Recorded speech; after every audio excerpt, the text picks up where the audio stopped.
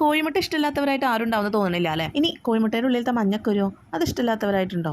പറയാൻ പറ്റില്ല. ചിലവർക്ക് ചിലപ്പോൾ ഈ മഞ്ഞക്കുരു ഇഷ്ടമുണ്ടായിക്കൊള്ളുന്നില്ല. അങ്ങനെയുള്ളവർക്ക് ഈ ഫ്രൂട്ട് ചിലപ്പോൾ ഇഷ്ടാവില്ല കേട്ടോ. അപ്പം ഞാൻ ഈ പറഞ്ഞു വരുന്നത് വേറെ ഒന്നിനെ പറ്റിയിട്ടല്ല, ഈ മുട്ടപ്പഴത്തിനെ പറ്റിയിട്ടാണ് കേട്ടോ.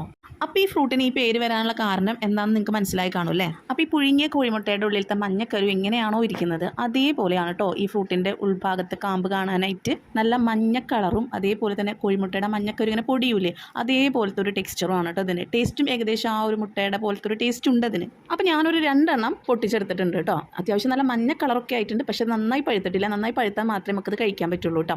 അപ്പോൾ ഇത് പഴുപ്പിച്ചെടുക്കണം. അപ്പോൾ അതിന് വേണ്ടിയിട്ട് ഞാൻ വീട്ടിൽ അരിയിൽ ഇങ്ങനെ പുഴുത്തി വെച്ചിട്ടുണ്ട് കേട്ടോ. ഒരു 2 ദിവസമൊക്കെ കഴിയും ഇത് പഴുക്കാനായിട്ട് കേട്ടോ. പഴുക്കുമ്പോൾ ഇങ്ങനെ നമുക്കിങ്ങനെ തൊട്ട് കഴിഞ്ഞ് ഇങ്ങനെ ഞെങ്ങി പോവേ. ഒരുപാട് ഗുണങ്ങളുണ്ട് കേട്ടോ ഈ ഫ്രൂട്ടിന്. അതേപോലെ തന്നെ റിച്ച് ആയിട്ടുള്ള ആൻറ്റി ഓക്സിഡൻറ്റ് ഈ ഫ്രൂട്ട്സിൽ അടങ്ങിയിട്ടുണ്ട് കേട്ടോ.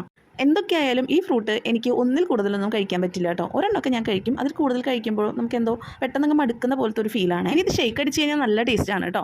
ഇപ്പോൾ എന്തായാലും പച്ചയാണ്. പഴുത്തിട്ട് നമുക്ക് ഷേക്ക് അടിക്കാം. അപ്പോൾ നമുക്ക് പഴുക്കുന്നത് വരെ കാത്തിരിക്കാം.